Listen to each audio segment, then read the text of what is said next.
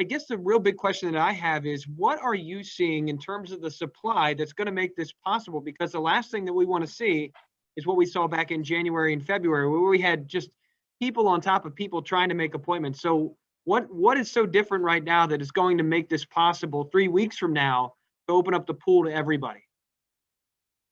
Well, we really are talking about a different scenario than we saw back in late January. The supply is much larger across the Commonwealth than we saw back then. And not only that, but we also have the infrastructure in place to actually ensure that there's no redundancy in the system itself. So really, both of those things are indicating to us that it is time, or that we can handle this expansion here in the coming weeks. In addition to that, we've been seeing across the state where the demand for those 1A appointments has really come down quite a bit as well. So certainly ready to move on to the next category. And both of those things, the supply increases as well as the efficiency of the system, is really justifying the ability to move as quickly as we laid out today. Yeah, and in terms of supply overall, have you seen a dramatic increase over the past few weeks that would indicate that the increase is not only going to be able to hold, but continue to improve as we move into April? Yeah, so the Moderna and Pfizer vaccines have been improving incrementally week over week. That continues to be the case, and there isn't any reason to believe that it won't also improve in the coming weeks. One of the things that the federal government has done a better job at is giving us predictability of the supply as well. So I think right now, I think it's 3 weeks out. They're telling us exactly what we're going to get, and in many cases, we actually get more than what they're promising 3 weeks out. So all of that are factors in really the comfort level of rolling out the plan that we wrote today to begin to accelerate through the phases. I know you and I had common ground on this, but looking ahead too, one of the concerns that I think you and I shared, especially from your experience in Western PA, my experience in Central Pennsylvania, is reaching some of those more rural areas, whether it be for you, Greene County, or me, Perry County, where maybe there aren't hospitals nearby and there may not be large pharmacy chains nearby. Do you think there will be a time where we get our primary care physicians involved again, and a lot of maybe some of our smaller mom and pop pharmacies that maybe have been cut out, with that kind of need for speed rollout that we have right now?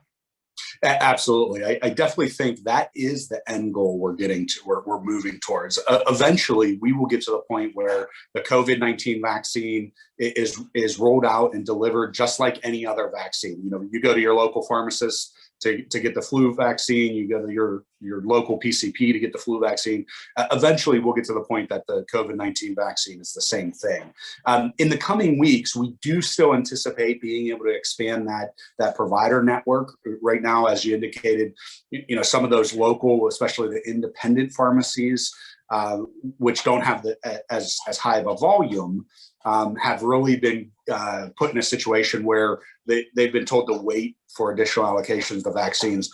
In the next several weeks, we do expect to be able to expand back out to those providers to ensure that we are getting the vaccine to people as locally as possible.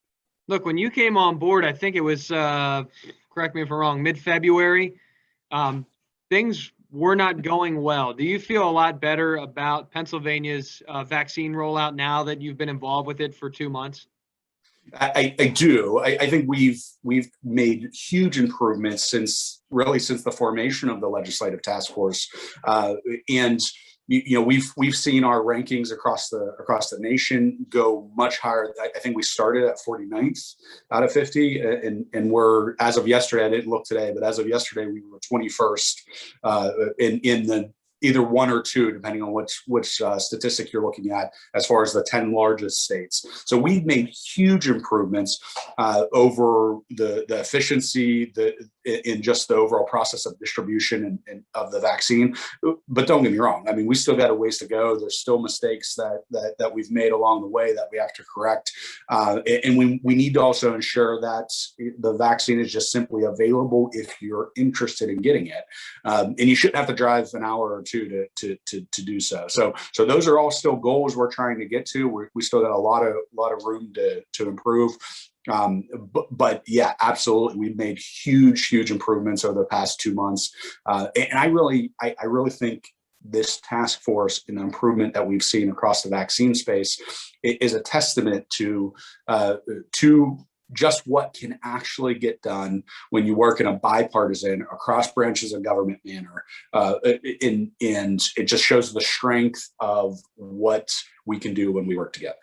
I got to ask, how do you reassure Pennsylvanians who say, I'm just concerned that the only reason we're targeting April 19th is because the president said that we need to do it on April 19th? What do you say to Pennsylvanians that are leery? And maybe it's just because they had a bad experience with a grandparent or someone who needed a vaccine under 1A that really struggled to make an appointment. How do you reassure them that this is going to be better this time around? I do really think it's going to be better this time around. Will we see the demand of those appointments go up? Absolutely. Is April 19th an aggressive goal? It is. But when it really comes down to it, that when the president did make that promise about, or the put out the date of April 19th, we went back and looked at the system overall. We looked at what was happening with the 1A population and the demand. We're also looking at future allocations. So there's much more capacity in the system to handle the types of appointments in the backlog that we saw previously. I don't know when, especially by April 19th, when it's open to everyone, I don't know that you're just going to simply be able to walk up and get your COVID-19 shot just yet.